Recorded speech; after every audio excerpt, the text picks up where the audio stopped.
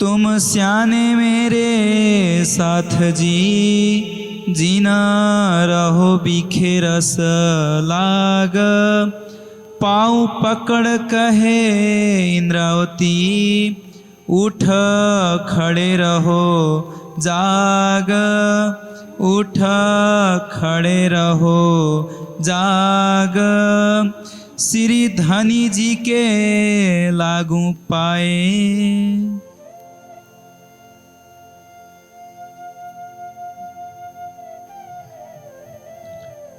अक्षरातीत धामधनी ने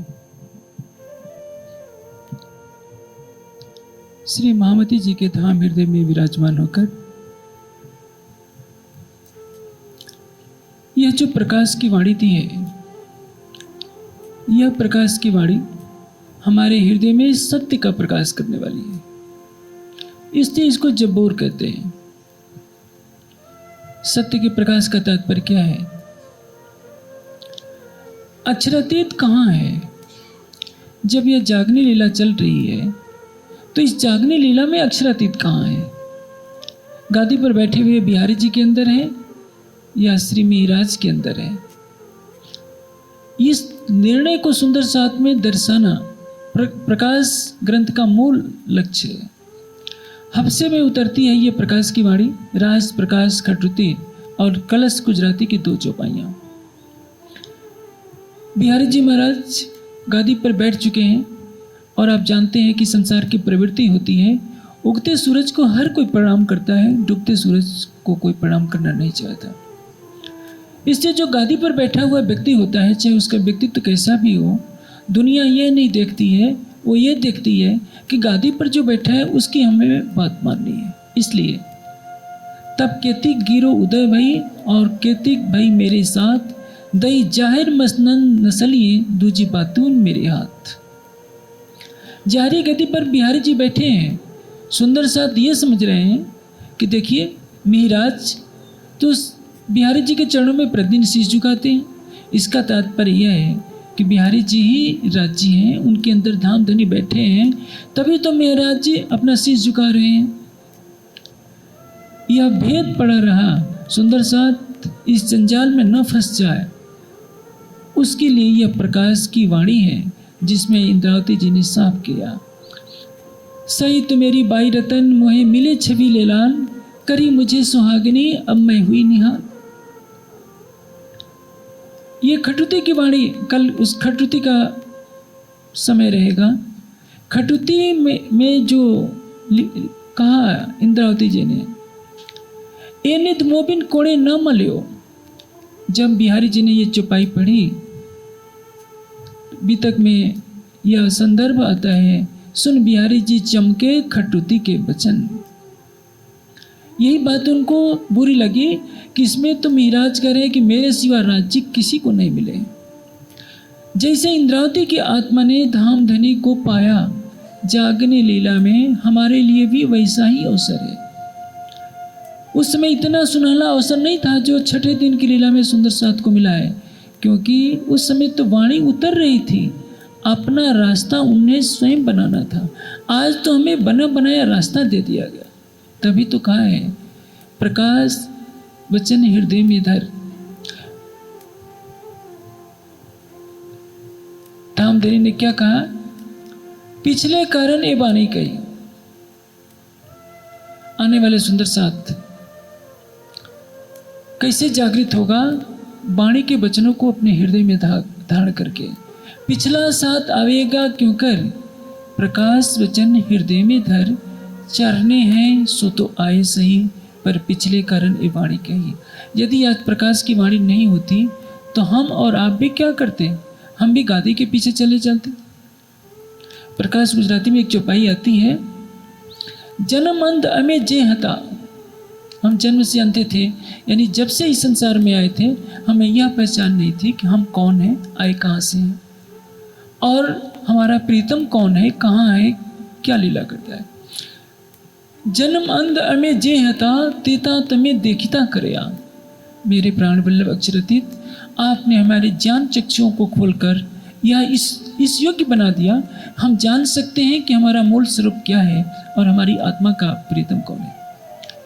वासो वचुटो हाथी जमपुरी जाता वली कर गया। लेकिन जब आपने श्री देवचंद जी का तन छोड़ा तो हम वासो वचुटो हाथ थी जमपुरी जाता, हमने जमपुरी का मार्ग पकड़ लिया था। वली कर गया, फिर से आपने पकड़ लिया। वासो वचूटो हाथ थी, हम आपके दर्शाए हुए मार्ग पर चल नहीं सके। आपकी पीठ पकड़ना यानी आपके बताए हुए रास्ते पर नहीं चल सके। हमने मूल स्वरूप से किनारा कर लिया। हमने किसको मान लिया? गादी पर। गादी की हमारे समाज में इतनी महिमा गाई जाती है, क्या कोई सोचता है गादी की महिमा क्या है? कल्पना कीजिए, मैं जिस गद्दे पर बैठा हूँ इसकी महत्ता नहीं है। कोई भी गादी को कौन बनाएगा? एक लुहार और एक दर्जी। जैसे चाहिए जितनी गादियाँ बना लीजिए, यदि आप चितवनी नहीं करेंगे, वाणी नहीं पढ़ेंगे, अपने ईमान को परिपक्व नहीं करेंगे, तो गादी पर फूल चढ़ाने से आपकी आत्मा कभी जागृत नहीं हो सकती है। हाँ, कोई महापुरुष किसी ऊंचे स्थान पर बैठता है तो बिना उसकी स्वीकृति के उसकी बराबरी में बैठना नहीं चाहिए। ये शिष्टाचार कहलाता है। यहाँ तक तो महत्ता है कि हाँ, किसी व्यक्ति के आसन पर बिना उसकी स्वीकृति के नहीं बैठना चाहिए, लेकिन एक अक्षरातीत के सिवाय किसी भी जड़ पदार्थ का पूजन नहीं करना चाहिए। ब्रह्मवाणी के सिवाय हमें किसी को भी पूजन करने का अधिकार नहीं है, चाहे वो फोटो हो, चाहे चित्र हो, चाहे वृक्ष हो, खड़ाऊ हो, कुछ भी हो। ये अवश्य है जहाँ परमहंसों की जो कोई समाधि होती है, ऐसे परमहंस जिन्होंने मार्फत की अवस्था में अपना आध्यात्मिक स्तर बनाया होता है, उनकी समाधियों का सम्मान तो करना चाहिए, लेकिन आरती पूजा उनकी भी नहीं करनी चाहिए। हाँ, अपनी श्रद्धा के 2 फूल रख दीजिए, यहाँ तक चल सकता है, लेकिन भोग लगाना, आरती करना ये उचित नहीं। आरती भोग केवल एक अक्षरातीत का होना चाहिए। अब इस जागनी लीला में इंद्रावती जी क्या कह रही है? इस चौपाई से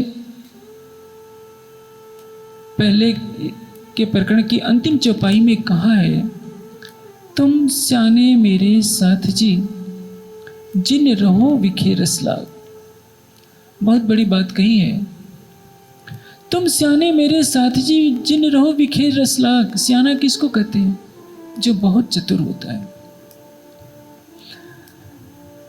लेकिन हमारी चतुराई का क्या फल जब हम इस तत्व को न जाने कि जिन विषयों के पीछे हम भाग रहे हैं वो विषय कभी भी हमें शांति नहीं दे सकते। शांति कहाँ है? परब्रह्म के चरणों में।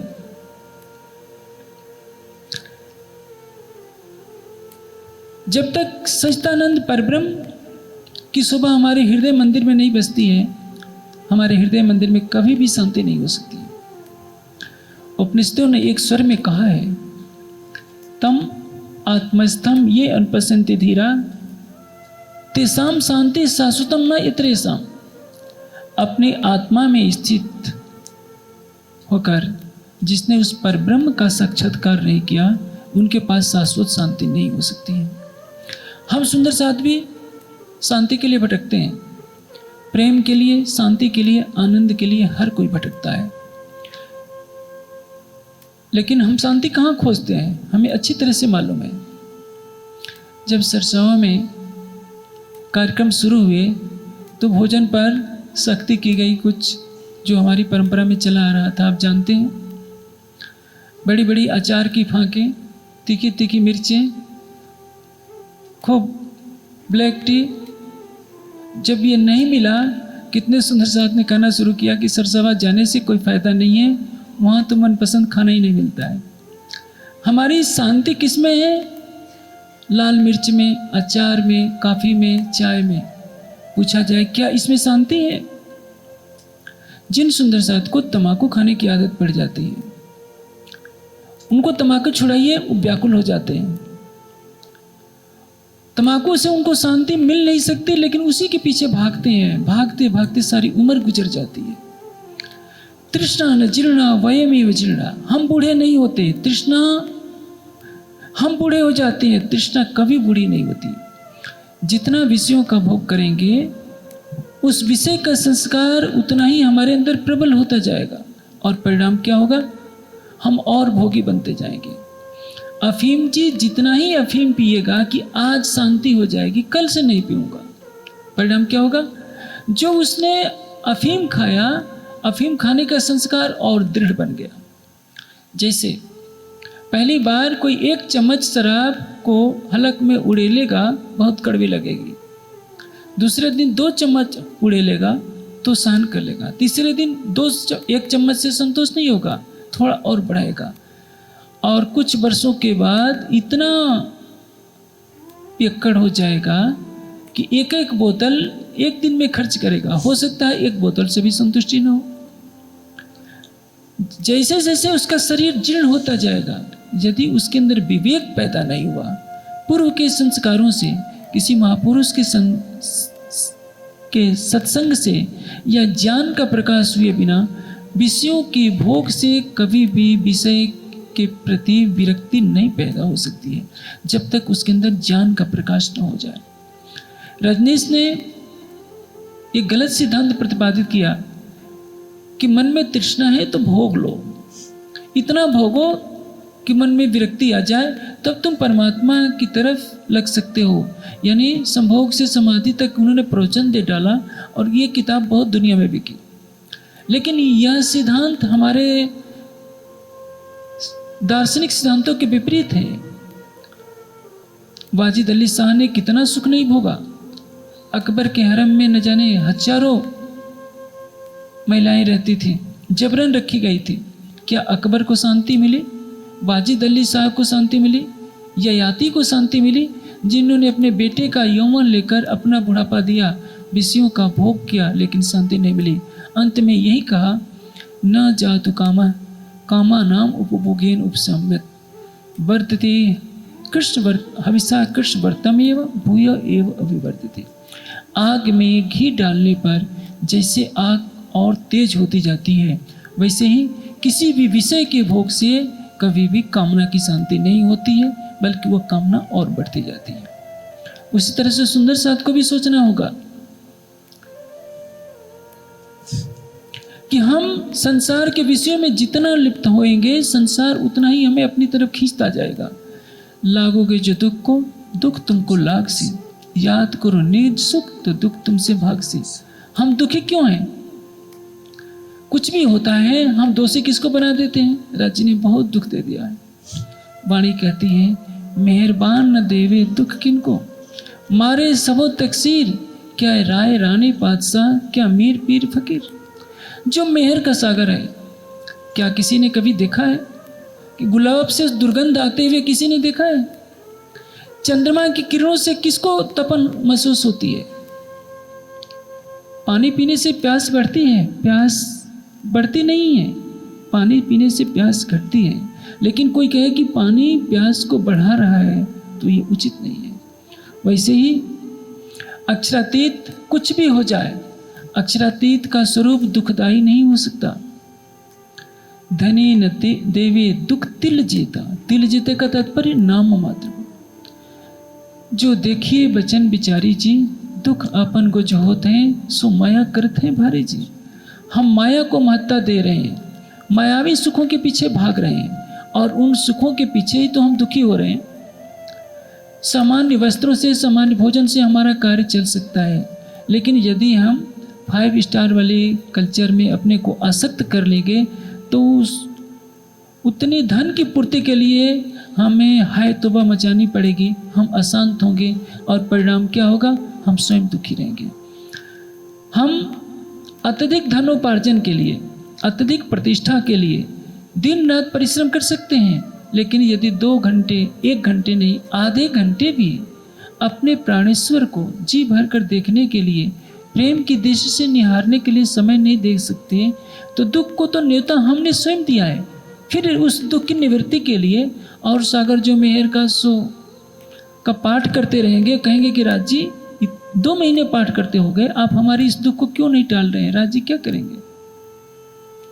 हम मेहर सागर के रूप में माया की चीज़ें मांगते हैं ताकि ये चीज़ें और हमें मिल जाए और हमें लिप्त हो जाए। राजी भी अपने कान बंद कर लेंगे क्योंकि आपकी मांग ही गलत होती है। फिर आपकी आस्था घटने लगती है कि हनुमान जी के पास जाने पर तो ये सब मिल जाता था, राज्य क्यों नहीं दे रहे। राज्य तो वही देंगे जो आपकी आत्म जागृति के लिए उपयोगी होगा। हम उनको पहचान नहीं पाते। प्रकाश वाणी का एक ही उद्देश्य है, धाम धनी की पहचान। ये खेल क्यों बना? पहचान देने के लिए। हमारी एक प्रवृत्ति बन चुकी है अपने अवगुणों को छिपाना, अपनी महिमा को दर्शाना और राज्य पर तोहमत गढ़ देना। राज्य को क्या जरूरत थी हमें इस खेल में भेजने की? यानी असराफील, अक्षर का फरिश्ता, जिसके ज्ञान की एक बूंद से ये संसार का सारा ज्ञान चल रहा है, और उसका प्रीतम अक्षर ब्रह्म, अक्षर के प्रीतम अक्षरातीत को समझ नहीं है। और हमारे जीव की बुद्धि में इतनी समझ आ गई कि राज्य ने बहुत गलती कर दी हमें इस खेल में भेजकर।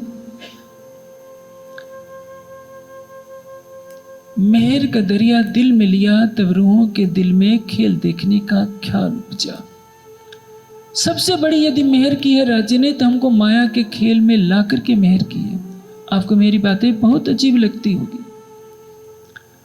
परम धाम में जो मेहर नहीं की, वो इस चाकनी के ब्रह्मांड में मेहर की। अपने दिल को लुटाने के लिए ही ये खेल बनाया है। पिता पुत्र साथ रहते हैं, पुत्र पिता को नहीं पहचान पाता, न पिता पुत्र को पहचान पाता है। हो सकता है गुरु शिष्य साथ रहते हैं, दो मित्र साथ रहते हैं, दोनों अपना हृदय एक दूसरे को नहीं सौंपेंगे तो कोई किसी को पहचान नहीं सकता। परम धाम में अनादिकाल से रहते हुए हो गया था दायम होत विवाद, यही रचना बल वास्ते खेल दिखाया सुभान। क्या सबका कहना था कि राजी हमारा प्रेम बड़ा है। राजी बताना चाह रहे हैं कि इस वहदत में मेरा और तुम्हारा कहां से आ गया। परम धाम क्या है? दूजे तो हम है नहीं, ये बोले बेवरा वहदत का, जो खिलावत त्यों खेलत, ना तो क्या जाने बात बका। हम कौन हैं?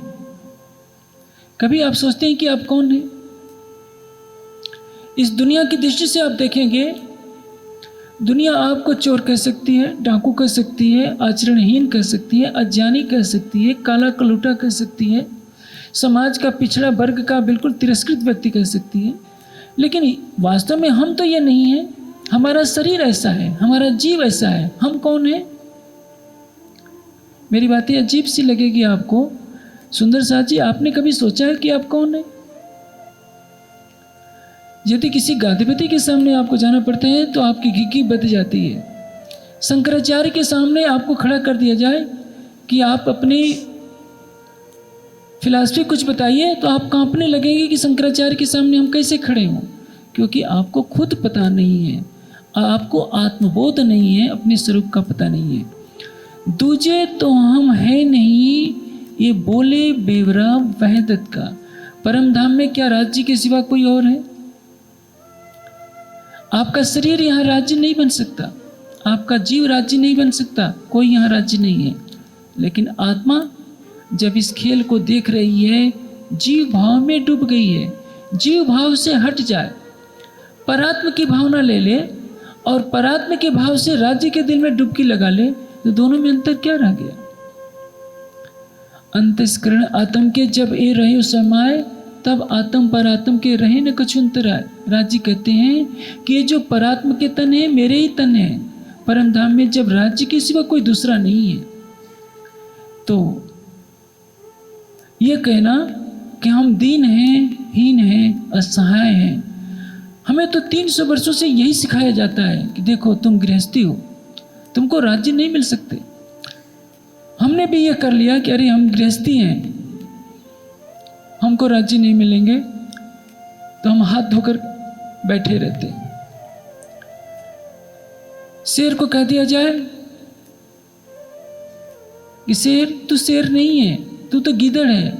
4 आदमी जब जोर देकर कहते हैं तो वो भी मान लेता है कि हो सकता है ये 4 आदमी झूठे थोड़े हैं, हम सचमुच गीदड़ हैं।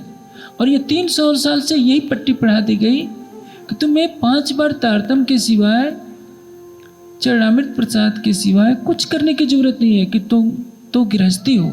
ये तो सब महात्माओं का काम है। सच है, जो महात्मा होते हैं उनके पास अधिक समय होता है, लेकिन आपको भी तो विश्वास रखना होगा कि हमारे अंदर परम धाम की आत्मा है। यदि आप गृहस्थ जीवन में फंसे हैं, हो सकता है उत्तरदायित्वों को निभाने में आपका समय ज़्यादा लग जा रहा है, लेकिन यदि आपने अपने विवेक को जागृत किया, 1-1 घंटा 2-2 घंटा भी देना समय शुरू कर दिया, तो परिणाम क्या होगा? आपकी आत्मा इस संसार से उपरम होने लगती है और आपको अपने स्वरूप का बोध होता जाएगा कि हम वास्तव में क्या हैं। जिन्होंने राज्य का दीदार किया, अपनी परात्म को देखा, अपनी अंतर्दृष्टि नख से सिख तक युगल स्वरूप की शोभा को देख लिया, वो समझ जाएंगे कि हम हैं कौन। शरीर से देखेंगे तो आपको शरीर का नाम दिखाई देगा, आपको अपने शरीर का रूप रंग, कि मैं बूढ़ा हो रहा हूँ, मैं सुंदर हूँ, मैं कुरूप हूँ, ये सब दिखाई देगा। इस शरीर से ऊपर उठ जाइए, जीव भाव में खो जाइए कि मैं न चित्त हूँ, न मन हूँ, न बुद्धि हूँ, न अंतःकरण हूँ, न इंद्रियाँ हूँ। मैं क्या हूँ? शुद्ध बुद्ध चैतन्य, जो अंतःकरण के साथ बंधकर संसार के विषयों का सेवन कर रहा है। मुझे अब इन विषयों का सेवन नहीं करना है, ये संसार का उच्चतम ज्ञान है। लेकिन आपको तो परम धाम की वाणी ये बता रही है कि तुम उस शुद्ध चैतन्य जीव से भी परे कौन हो? परात्म की नजर हो। परात्म ने वो अपना प्रतिबिंब लेकर आत्मा के रूप में इस जीव पर बैठक की है। यदि अपनी अंतर्दृष्टि परम धाम की तरफ करो तो तुम लगेगा कि तुम्हारा मूल स्वरूप धाम धनी के चरणों में बैठे हुए इस खेल को देख भर रहा है। तुम आइयां छल देखने, भील गईयां मही छल, ये स्थिति है। पहचान देने के लिए खेल बनाया गया, पहचान देने के लिए ब्रजराज का ब्रह्मांड बना, पहचान देने के लिए ये जागनी लीला में हमारे लिए ब्रह्मवाणी आई है। पहचान देने के लिए आपको चितवनी कराई जाती है कि कुछ देर के लिए भी तो शरीर को भूल जाइए, संसार को भूल जाइए, जीव भाव को भूल जाइए, अपनी आत्मा में परात्म का श्रृंगार लेकर अपने मूल स्वरूप को देखिए, अपनी आत्मा के सर्वेश्वर को देखिए।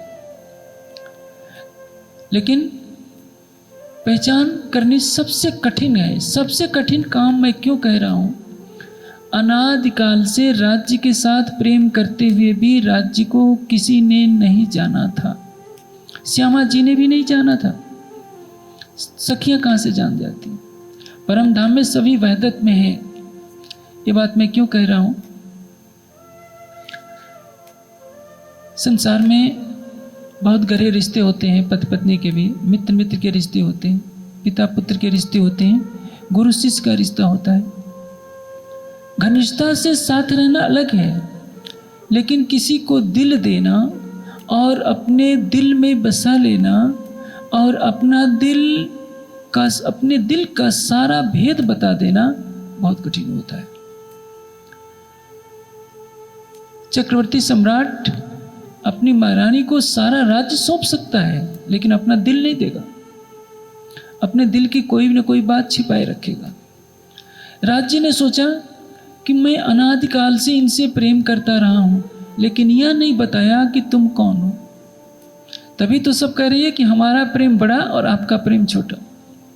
राज्य बता रहे हैं कि यहां छोटा बड़ा हो कैसे गया, तुमने अलग अपने को क्यों मान लिया। वही अक्षरातीत ब्रज में है, कोई नहीं पहचान पा रहा है, क्योंकि गोपियों की उम्र 15-16 साल है और उनका प्रियतम 1-2 साल का, 4 साल का। जिनको पहचान करनी है, जिसकी पहचान करनी है, वो तो गोद में बेचारा खेल रहा है। सब समझते हैं कि ये तो बच्चा है, कौन पहचानेगा।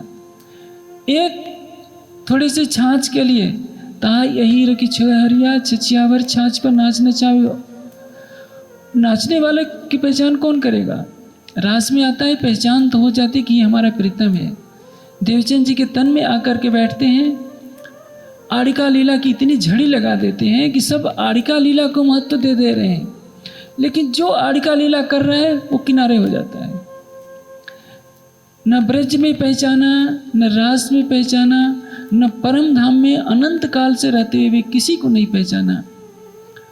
अब पहचान की वो घड़ी आई, मिहिराज के तन से वाणी उतरने लगी है। अक्षरातीत अपना दिल का सारा भेद खोल रहे हैं, जो परम धाम में रहते हुए भी कभी नहीं खोला, और सबको कह दिया तुम्हारे लिए मार्फत का दरवाजा मैंने खोल दिया है। तुम मेरे दिल में डूब जाओ, अपने दिल में मुझे बसा लो और मेरे दिल के सारे भेदों को जान सकती हो। आप देख रहे हैं ना, सामने रिकॉर्डिंग हो रही है। कंप्यूटर चलाने वाला जानता है कि उसके हार्ड डिस्क से अपना संबंध जोड़ेंगे तो उसमें जो कुछ होगा सब दिखने लगेगा, सारी आवाज़ सुनाई देने लगेगी। उसी तरह से आप अपनी आत्मा का तार राज्य के दिल से जोड़ दीजिए, अपने हृदय में उसको बसा लीजिए, तो पता चल जाएगा कि राज्य के दिल में क्या है। यह है मारिफत की अवस्था। हकीकत में लीला होती रही है, हकीकत में श्यामा जी हैं, हकीकत में सखियां हैं, हकीकत में खूब खुशहालियाँ हैं, सब एक दूसरे से प्रेम कर रहे हैं। लेकिन मारिफत की अवस्था राज्य हर दिन देते हैं। परम धाम में पांचवी भूमिका में मारिफत की लीला होती है, जिसमें न कोई आशिक होता है न मासूक होता है, दोनों एक दूसरे के प्रेम में डूबकर अपने अस्तित्व को भुला दिए होते हैं। लेकिन भूलने के बाद ये बोध नहीं रहता कि यही मारिफत की अवस्था है। मैंने कल रात्रि को आपको एक दृष्टांत दिया था, छोटा सा माया का, कि जब पिता पुत्र गले मिलते हैं, भाई भाई गले मिलते हैं, मित्र मित्र गले मिलते हैं, कुछ समय के लिए अपने अस्तित्व को तो भुला देते हैं, लगता है कि यही सब कुछ है, यही तो मार्फत है। हमें राज्य के प्रेम में डूबकर स्वयं के अस्तित्व को मिटा देना है कि मैं कुछ हूं। सुख हक इश्क के जिनको नहीं सुमार, सो देखन की ठौर इत है, जो रूह सो करो विचार। सब सुंदर साथ पूछते रहते हैं कब महाप्रलय होगा, कब महाप्रलय होगा। मुझे बहुत हंसी भी आती है, लेकिन कोई पूछता है तो उसकी हंसी नहीं उड़ाई जा सकती, क्योंकि माया में बहुत कष्ट ही कष्ट है। हर कोई सोचता है कि कब इन कष्टों से मुक्ति मिले। कष्टों से तो मुक्ति मिल जाएगी, लेकिन जो सुनहला अवसर आज आपको मिला है, राज्य के दिल में डुबकी लगाकर राज्य के दिल के भेदों को जानने का, वो अवसर फिर कभी नहीं मिल पाएगा। याद रखिए, कोई आपका मित्र, कोई भी संगा संबंधी अपनी सारी संपदा, अपना सारा पद, सब कुछ दे देगा, आपको अपना दिल नहीं देगा, पत्नी भी नहीं देगी। कुछ न कुछ बात पत्नी भी छिपाती है, पति भी छिपाता है, गुरु भी छिपाता है, शिष्य भी छिपाता है, सृष्टि का नियम है। राज्य ने कहा कि तो अब तुम्हारे लिए सब कुछ अवसर है, मेरे दिल में कुछ भी है, जो कुछ है सब जान सकती हो। इंद्रावती जी कहती हैं कि राज्य, मैंने आपके दिल में डूबकर, मैं मापा दिल सागर, मैंने राज्य के दिल में डुबकी लगाकर राज्य के दिल के सागरों को माप लिया। इंद्रावती जी तो परम धाम में भी हैं, लेकिन परम धाम की इंद्रावती ने कभी परम धाम में राज्य के दिल में डुबकी लगाने का सौभाग्य प्राप्त नहीं किया। जो श्यामा जी को सौभाग्य नहीं मिला, किसी को नहीं मिला, इस जागनी ब्रह्मांड में छठे दिन की लीला में राज्य ने हर सुंदर साथ को दिया है और कह दिया विश्वास करीने दौड़ सीजे, तारतम का फल ले सीधे। लेकिन हमको विश्वास ही नहीं आता, हमको तो इतना भी विश्वास नहीं होता कि राज्य हमारे हैं। कह देंगे राज्य हमारे हैं, लेकिन राज्य हमारी आत्मा के प्राण की नली से भी निकट है, ये विश्वास नहीं होता। क्या राज्य हमें दर्शन दे सकते हैं? सुंदर साथ पूछते हैं, राज्य क्या हमें दर्शन दे सकते हैं? इसका तात्पर्य आपके अंदर संशय है। पूछा जाए, क्या सूर्य प्रकाश दे सकता है? सूर्य का प्रकाश तो फैलता रहेगा। हाँ, आपके और सूर्य के बीच में बादल आ जाएगा, पूरा प्रकाश नहीं आएगा, उस बादल को हटा दीजिए।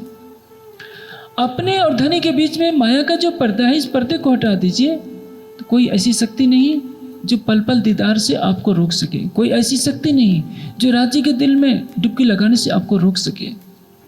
इसलिए इंद्रावती जी कह रही हैं, तुम स्याने मेरे साथ जी जिन रहो विखेरस लाग। यदि इन विषयों में फंसे रहोगे तो क्या होगा? पांव पकड़ कहे इंद्रावती उठ खड़े रहो जाग। तुम जागृत नहीं हो पाओगे। इसलिए मैं तुम्हारे पांव पकड़ कर कह रही हूं, तुम विषयों को छोड़ दो। आप जानते हैं संसार के विषय हमको लुभाते हैं।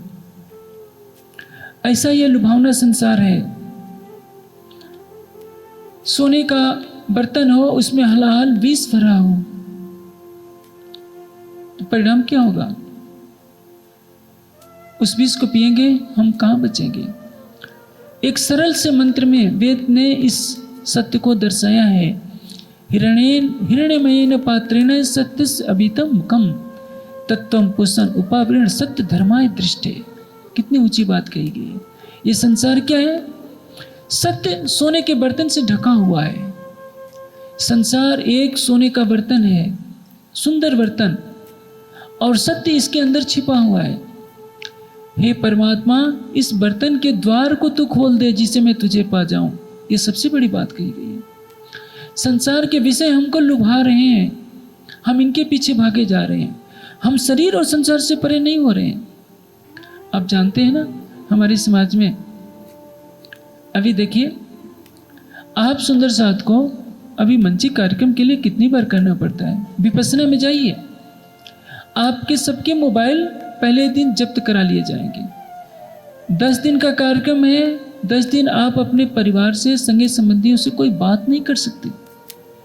जो उबाला हुआ सादा भोजन मिलेगा वही आपको खाना होगा। कोई फरमाइश नहीं कर सकते। जो आपके साथ कमरे में रहेगा उससे भी बात करने का अधिकार नहीं मिलेगा। यदि ये नियम सरसावा में लागू कर दिया जाए, मुझे नहीं लगता कि 200 भी आ पाएंगे। और स्थानों पर तो सारी की सारी जनसंख्या समाप्त हो जाएगी। आप सोचिए, निराकार की साधना करने वाले सारे कष्ट झेलने को तैयार हैं, किंतु हमारा परम धाम का सुंदर साथ जो दावा कहता है ब्रह्मशिष्ट कई वेदने ब्रह्म जैसी तत्वगत, हम तो पार ब्रह्म के स्वरूप हैं। एक मोबाइल नहीं छोड़ सकता, एक गप्पे मारना नहीं छोड़ सकता, और तो और यदि स्वादिष्ट चीज कोई मिर्च वाली गठिया बना दी जाए तो सब कुछ छूट जाएगा। राज्य की चितवनी छूट जाए, राज्य दर्शन दे चाहे नहीं दे, मिर्च का मोह नहीं हम छोड़ सकते, अचार का मोह नहीं छोड़ सकते। तृष्णाओं के पीछे हम भागे जा रहे हैं। परिणाम क्या है? ये जितने संस्कार हमारे अंदर घुसते हैं उनके कारण हम अपने प्राणेश्वर को देख नहीं पा रहे। गुजरात का सुंदर साथ, ये बात मैं कड़वा सच कहता हूँ। तन समर्पित है, मन समर्पित है, धन सबसे ज़्यादा समर्पित है, लेकिन सुंदर साथ रजोगुण के बंधनों को तोड़ नहीं पाता। खटाई, लाल मिर्च, तेल, लहसुन, प्याज वो छोड़ नहीं सकता। चाहे चितवनी लगे या न लगे, राज्य मिले न मिले, नहीं मिले चलेगा, लेकिन ये जीवा की तृष्णा नहीं जाती। इसलिए इंद्रावती जी को कहना पड़ रहा है, तुम स्याने मेरे साथ जी। आप नादानी नहीं कर रहे हो, आप तो बहुत बुद्धिमान हो। इस पर भी मैं पांव पकड़ के कह रही हूं कि इनको छोड़ दो। ये कितनी करुण पुकार है। किस लिए? कि सुंदर साथ इन सबको छोड़ करके अपनी अंतर्दृष्टि खोलेगा और अपने धाम हृदय में बैठे हुए युगल स्वरूप का साक्षात्कार कर लेगा, तो उसकी आत्मा जागृत हो जाएगी। प्रकाशवाणी पुकार पुकार कर कह रही है। प्रकाशवाणी के जितने प्रकरण हैं, लगभग 80% प्रकरणों का यही सार है कि 7 माहे बैठे कहे पर कोई बिरलो ले, आपन माहे बैठा छे। हर प्रकरण यही बता रहा है कि राज जी कहाँ बैठे हैं? बिहारी जी में नहीं, बिहारी जी की गादी में नहीं, मैं इंद्रावती के अंदर बैठा हूँ। लेकिन 300 वर्ष हो गए, हमने तो आज भी नहीं पहचाना कि प्राणनाथ कहते किसको है। हमने अक्षरातीत को गादियों में ढूंढना शुरू किया। ऊपर तले अर्श न कहिया, अर्श कहिया मोमिन कलोब। परम धाम होगा बेहद से परे, लेकिन पहली प्राथमिकता कहाँ है? परम धाम। हमारी आत्मा का हृदय ही हमारा धाम है। फारसी का एक शेर है, कलूबे मोमिनीन अरसे मनस्त। मोमिन का हृदय ही प्रीतम का धाम होता है। अभी संभवतः 25-26 को एक बहन आएगी वानिका, वो कीर्तन उनसे सागर का एक गवाया जाएगा, अर्ज तुम्हारा मेरा दिल है, इत आए करो आराम। अब तक मैंने इस कीर्तन को, इस पंक्ति को सबसे अच्छे भाव में सुना है उनके मुख से। आप सोचिए, उस चरण को याद कर लीजिए, अर्ज तुम्हारा मेरा दिल है। आप अपनी आत्मा के हृदय को सिंहासन क्यों नहीं बना लेते? आप तो यात्राएं निकालते हैं। पैदल यात्रा तो अब बंद हो गई है, पहले चला करती थी कुछ साल पहले तक। जितनी ऊर्जा हम इसमें लगाते हैं बाहर के, हमने प्रवाहियों को देखा कि सब कुछ करना शुरू किया। हमारी आत्मा का प्रीतम हमारे सबसे निकट है, लेकिन हम बाहर के संसार की तरफ देखना बंद नहीं कर रहे हैं। हमारी बाहर की पांचों इंद्रियां पांचों तरफ खींचती जा रही है, इसी को हम सुख माने बैठे। उस राजकुमार सिद्धार्थ की कल्पना कीजिए, जो तपती दोपहरी में भी धूप में बैठा है, वृक्ष के नीचे बैठा है, शीतल हवा के झोंके उसको भी लगे रहे, सब कुछ कष्ट झेल रहा है सत्य की प्राप्ति के लिए। और हम सुंदर साथ कहीं ना कहीं लौकिक सुखों के पीछे इतने आसक्त हो जाते हैं कि कोई कहता है कि अभी गर्मी का मौसम है, अभी चितवनी नहीं करेंगे, कोई कुछ कहता है, कोई कुछ कहता है। इंद्रावती जी के कहने का आशय क्या है? दुख सुख डरो आग में ये जो झूठी माया के, दुखी हो भूल जाओ, सुखी हो भूल जाओ। एक चीज तो याद रखिए, आपकी आत्मा सुख और दुख से परे है। सुख दुख किसका विषय है? जीव का।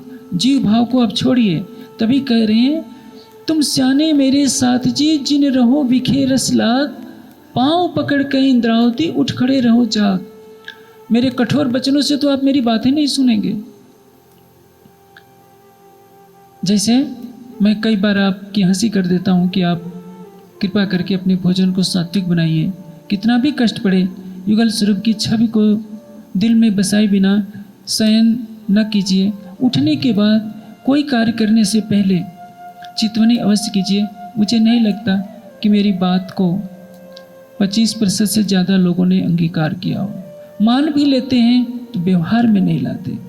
लेकिन सुंदर साथ को जगाने के लिए तो युगल स्वरूप की छवि को बसाना ही पड़ेगा। जब कहते कहते महामती जी भी थकते हुए महसूस कर रहे हैं स्वयं को, तो कहते हैं कि सुंदर साथ जी, मैं तो नादान हूँ, तुम तो सियाने हो। मेरे कहने का असर नहीं पड़ता है तो मैं तुम्हारे पाँव पकड़ करके कह रहा हूँ कि तुम सियाने मेरे साथ जी, जिन रहो विखे रस लाग, पाँव पकड़ के इंद्रावती उठ खड़े रहो जाग। अब ये जागने के ब्रह्मांड में तुम जगो, अपने स्वरूप को जानो कि तुम हो कौन। आत्म जागृति का ब्रह्मांड है। हर कोई जागने का प्रयास कर रहा है, लेकिन कोई जाग नहीं पाया। सारी सृष्टि सोई हुई है। गीता में योगेश्वर श्री कृष्ण ने एक बहुत ऊंची बात कही है, या निशा सर्वभूतानाम तस्याम जागृत सन्नमी, यस्याम जागृत भूतानि सा निशा वस्तो मणि। अज्ञानता की रात्रि में सभी सो रहे हैं। सोने का अर्थ क्या है? जिसको अपने आत्मस्वरूप का बोध नहीं है वो सो रहा है। जो अपने शरीर को देख रहा है, इंद्रियों अंतःकरण को देख रहा है, वो सो रहा है।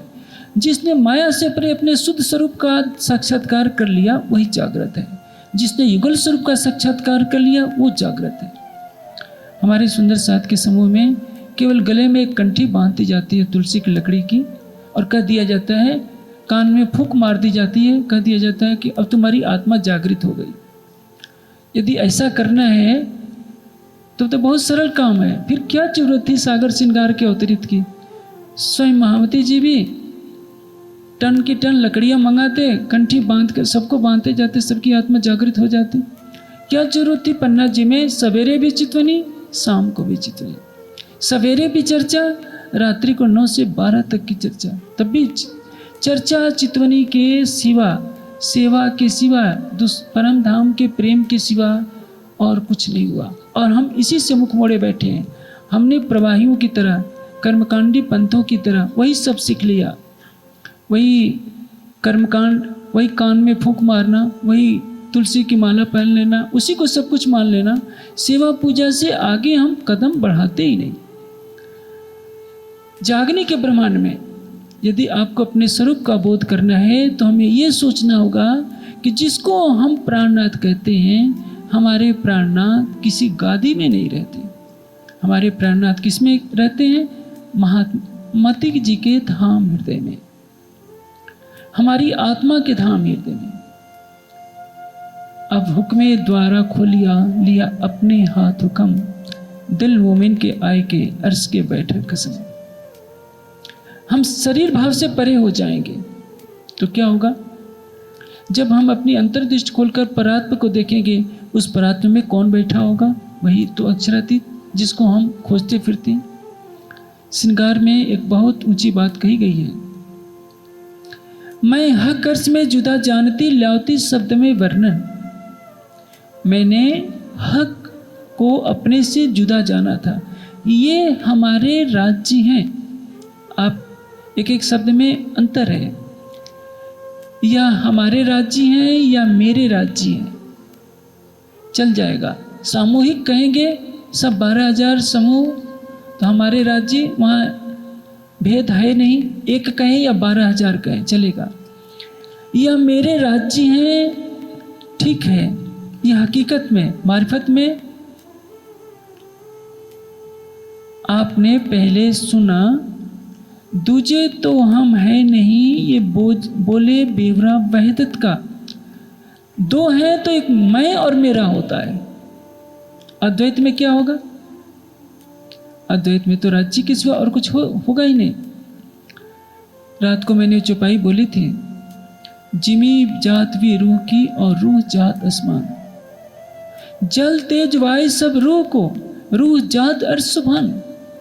वहाँ का जल भी आत्मा का स्वरूप है, धरती भी आत्मा का स्वरूप है, वृक्ष भी आत्मा का स्वरूप है। जैसे 12,000 सखियाँ हैं आत्मा रूप, वैसे ही परम धाम का एक एक कण भी राज्य का रूप है। और आत्मा रूप क्या है? वही राज्य का दिल ही तो आत्मा के रूप में दृष्टिगोचर हो रहा है। फिर परम धाम में एक राज्य के सिवा अन्य कौन हुआ? जैसे आप एक छोटे से दृष्टांत से समझ लीजिए, ये मेरा हाथ है, ये अंगुली यदि काट दी जाए, इस अंगुली का नाम राजन स्वामी नहीं है, लेकिन ये कहा जाएगा कि राजन स्वामी की अंगुली कट गई। इस अंगुली से राजन स्वामी को आप अलग नहीं कर सकते। उसी तरह से हकीकत में हर आत्मा अलग दिख रही है, मारिफत में वो उसी का स्वरूप है। लेकिन आप इसका अर्थ ये मत लगा लीजिए कि आप जो कुछ करेंगे वो राज्य कर रहे हैं। आपको क्रोध आ गया तो बहाना बना देंगे, क्या करें, शरीर है, मैं थोड़े शरीर हूँ।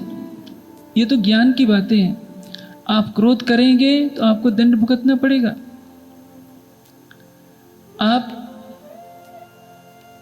न्यायालय में चले जाएं और जज को कहें कि जज, तुम छोटे से जीव सृष्टि के आदमी हो, मैं सर्वशक्तिमान परब्रह्म की आराधनीय शक्ति हूँ और मेरे आदेश से ये ब्रह्मांड बना है क्योंकि मैं उनका स्वरूप हूँ। तो जज क्या कहेगा? कहीं पागल खाने से कोई आदमी आ गया, इसको बाहर निकाल दो। आपका शरीर गया है न्यायालय में, आपकी आत्मा का उससे कोई संबंध नहीं। आत्मा तो दृष्टा है। काम क्रोध मद लोभ अहंकार के विकार आपके जीव के अंदर हैं, तो उस जीव को निर्मल करना पड़ेगा। कीचड़ में लिपटा हुआ हीरा यदि आप बेचने के लिए जाएंगे तो जौहरी जब तक हीरे को देख नहीं लेगा, कीचड़ से लिपटे हुए हीरे का कोई मूल्य नहीं लगाएगा। जब तक आपकी आत्मा विकारों से ग्रस्त जीव के ऊपर बैठकर जीव की लीला में मग्न है, तब तक आपको आपके वास्तविक स्वरूप का मूल्यांकन नहीं होने देगा। इसलिए सबसे पहले हमें कार्य करना है, हमें अपने मूल स्वरूप को जानना होगा ज्ञान से, और उसके ऊपर जो संसार का आवरण चढ़ गया है उसको हटाना होगा चितवनी के प्रेम से। तभी कहा है, पांव पकड़ कहे इंद्रावती उठ खड़े रहो जाग। विषयों से अपना ध्यान हटाइए और किधर कीजिए? ज्यों ज्यों अर्श हुए नजीक त्यों तो खेल हुए दूर। हम संसार से नजर हटाते जाएं और युगल स्वरूप की तरफ बढ़ते जाएं। फिर जैसे जैसे वो छवि हृदय में बस जाएगी, संसार हमारे लिए कुछ रहेगा ही नहीं। यही इस प्रकाश वाणी का उद्देश्य है। इंद्रावती जी ने क्या कहा है? श्री धनी जी ने लागू पाए, मेरे पीर जी फेरा सफल हो जाए। मेरे आराध्य, मेरे सर्वेश्वर, मेरे प्राणनाथ, मैं आपके चरणों में प्रणाम करती हूँ। मेरा फेरा सफल हो जाए। सफल होने का तात्पर्य क्या है? इस खेल में हम क्यों आए? स्वयं को जानने के लिए। जिन्होंने इस खेल में अपने को देखा है, जब इस खेल से परे वो नहीं होते हैं तो जीवन निष्फल हो जाएगा। परम धाम में अनादिकाल से रहते हुए भी राज्य के दिल में डुबकी लगाने का सौभाग्य हमने खोया था, क्योंकि हम स्वयं को केवल हकीकत में ही अनुभव में लाते रहे, मारिफत में अपने अस्तित्व को भुला देते रहे। लेकिन इस जागनी ब्रह्मांड ने ऐसा सुनहला मंच हमें दे दिया है कि हम सागर के किनारे खड़े होकर सागर की एक एक लहर को हम नाप सकते हैं। पहले हम नमक थे, सागर में डुबकी लगाते ही गल जाया करते थे। अब हम ऐसे नमक बन गए जो गलना नहीं सीखता, लेकिन डुबकी लगाकर सागर को नापने का साहस रखता है। जिस अक्षरातीत के बारे में कोई जान नहीं सका था, किन सुपने ना श्रवणों सो इत मिल्या नरनार, और वह कह रहा है कि परम धाम की आत्माओं, मैंने तुमको सुनहला अवसर दे दिया है, मैंने तुम्हें अपना दिल दे दिया है। मासू के मोहे मिलके करी सो दिल दे कुछ, कहे तू दे पड़ुत्तर जो मैं पूछत हूँ तुझ। राज्य ने तो अपना दिल लुटा दिया, हमने लुटाना नहीं सीखा। हम कंजूस, महाकंजूस।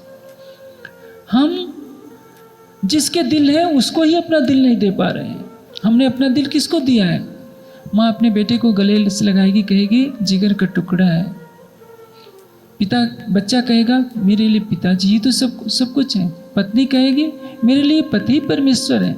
राज्य बाद में देखेंगे। पति कहेगा पत्नी के बिना मैं जी नहीं सकता। आप सबके बिना आप राज्य के बिना जी सकते हैं, लेकिन सांसारिक रिश्तों के बिना जी नहीं सकते। कई सुंदर साथ बुजुर्ग मेरे से मिले जिन्होंने अपने जीवन का अनुभव साझा किया कि जब मेरी पत्नी मरी तो लगा कि मैं जी करके क्या करूँगा। लेकिन उनके मुख से कभी मैंने यह नहीं सुना कि कभी एक बार उन्होंने कभी ये भी सोचा हो कि राज्य का दर्शन नहीं तो जी करके क्या करूँगा। क्योंकि जो दिख रहा है वो तो नश्वर है। एक दिन हमारा शरीर छूटेगा, घर द्वार छूटेगा। जिनको हम नहीं छोड़ना चाहते हैं वो एक दिन छूट जाएंगे। हमारे बस की नहीं है। जानते हुए कि सब कुछ छूट जाने वाला है, जो पल पल हमारे साथ है उसको कोई अपने दिल में अखंड रूप से बसाना नहीं चाहता। वो तो बसा हुआ है। जानते हैं किस तरह से बसा है? कोई आपके घर मेहमान बनकर आ जाए, आप सोचते हैं कि कल चला जाए, 3-4 दिन तक वो डेरा डाले रहता है। आप घर में छिप कर क्या बातें करते हैं, कैसा बेशरम है, जाता नहीं, हमारे पर बोझ बना हुआ है। राज्य बेशरम से भी बड़े हो गए। आप धक्के भी दोगे तो भी आपके दिल से वो जाने वाले नहीं हैं। आपने तो उनको किनारे किया हुआ है। 24 घंटे में आधे घंटे भी क्या आप राज्य के लिए देते हैं? घर आप आते हैं ऑफिस से, कहीं से, पत्नी के लिए समय है, सोचते हैं पत्नी से बात नहीं किया, बच्चों से बात नहीं किया। कितने सुंदर साथ हैं जो सबको बुलाकर थोड़ी देर राज्य के लिए देने का प्रयास करते हैं। जो हमारा है वो पराया लग रहा है, जो पराया है वो हमें अपना लग रहा है। हम राज्य को अपना दिल नहीं दे सकते, तो परिणाम इससे बड़ा दुर्भाग्य और क्या होगा। इसलिए इस जागनी ब्रह्मांड में हमारे लिए राज्य ने ऐसा अवसर दिया है जो परम धाम में रहते हुए भी कभी अनादिकाल से आज तक सुनहला अवसर नहीं दिया है। सब सुंदर सा चाहते हैं कि प्रलय जल्दी से जल्दी हो जाए। मैं कभी भी राज्य से आज तक नहीं कहा कि जल्दी से प्रलय कर दीजिए। जब उसकी रचा होगी तो करेगा। हमें दखलंदाजी देने का अर्थ क्या होता है? तेरी लीला, तूने खेल बनाया, तू लाने वाला तू है, खत्म करने वाला तू है, मैं तुझसे क्यों सिफारिश करूं? क्या तुम्हें बुद्धि नहीं? क्या मैं तुम्हें बुद्धि दूं? तुमसे मांग करूं कि तुम खेल खत्म कर दो? इसका तात्पर्य यह है कि हमें उन पर विश्वास नहीं है। याद रखिए, सीता जी राम के साथ वन में जाती हैं। कहीं रामायण में 21 श्लोक वाल्मीकि रामायण में है, सीता जी अपने साथ गट्ठरों का ढेर ले गई हूँ, 14 साल गुजारा करना है। सीता जी कभी कपड़ों का ढेर तो नहीं ले गई होगी कि साल भर के बाद कपड़े फट जाएंगे, फिर हम क्या पहनेंगे। कभी राम से कोई गिला शिकवा तो नहीं किया कि मर्यादा पुरुषोत्तम, मैं जनक दुलारी महलों में रहने वाली, आपके कारण मैं झोपड़ी में रह रही हूँ, मच्छर काटते हैं। आप देखते हैं ना, आपको भी रात को मच्छर काटते होंगे तो कितना शोर मचाते हैं। बेचारी सीता चित्रकूट में 12 वर्ष रह गई, कितनी गर्मी लगती होगी, पंखे के बिना तो रह ही नहीं सकते। आपको भी तो ऐसी चाहिए। सीता ने कहीं कुछ शिकायत की हो भोजन की, कष्ट की, जहाँ राम वहाँ सीता, सीता नहीं तो राम नहीं। वो तो जीव सृष्टि की रीति है। क्या हम कभी सोचते हैं राज्य ने हमको जिस हालत में रखा है उस हालत में भी हम गिले शिकवे करते हैं, मंदिर में भी माथा टेकेंगे, माया की वस्तुएं मांगना शुरू कर देते हैं। रामकृष्ण परमहंस को कैंसर हो गया था। सब लोगों ने कहा कि परमहंस जी आप एक बार माँ से क्यों नहीं कह देते। माँ यानी काली का संबंध था, कहने का भाव था परमात्मा से। एक बार तो आप कह दीजिए कि आपका कैंसर ठीक हो जाए। रामकृष्ण परमहंस कहते हैं क्या माँ को दिखाई नहीं देता है? मैं क्यों कहने जाऊं कि मेरा कैंसर ठीक कर दो। यदि उनकी इच्छा है तो ठीक करेंगे, नहीं कर इच्छा हो नहीं करेंगे, मैं नहीं कहने जाऊंगा। यह है प्रेम की अटूट आस्था अपने आराध्य के प्रति। हमको विश्वास नहीं है, इसलिए गोटे लेकर बैठ जाते हैं। गोटे लेकर क्यों बैठते हैं कि पता नहीं, राज्य को पता नहीं चल पाता है कि हम कितने दुखी हैं। यदि ये कर देंगे तो हमारी आवाज़ पहुंच जाएगी। इस पर भी नहीं होता तो सिफारिश लेकर के बैठ जाते हैं। किसी महाराज के पास जाएंगे, किसी पुजारी जी के पास जाएंगे, मेरे कहने से राज्य नहीं सुन रहे हैं, आप कह दीजिए, आप कुछ विशेष चढ़ावा कर देंगे, कुछ ज़्यादा बढ़िया मिठाई चढ़ा देंगे तो राज्य ये मांग पूरी कर देंगे। हमने अपने सर्वेश्वर को, जो हमारा प्राण वल्लभ है, दुनिया के देवी देवताओं की पंक्ति में खड़ा कर दिया। वो तो बताना चाहता है तुम कौन हो, तुम वही हो जो मैं हूं। इस बात को हम नहीं जानते। रब्द क्यों हुआ?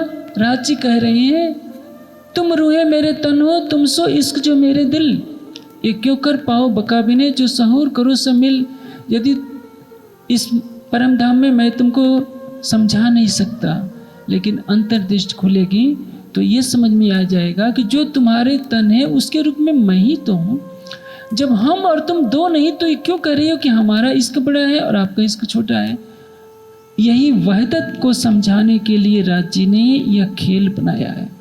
और इंद्रावती जी वही बात कहने जा रही हैं, श्री धनी जी के लागू पाए पीव जी, मेरा फेरा सफल हो जाए। मेरे राज्य इस खेल में आना मेरा सार्थक कर दीजिए। मैं आपके चरणों में प्रणाम कर रही हूँ। ज्यों पीऊ ओल खाए मेरे पीऊ जी। किस लिए इस खेल में आने की सार्थकता क्या है? ज्यों पीऊ ओल खाए मेरे पीऊ जी, मैं आपकी पहचान कर सकूं।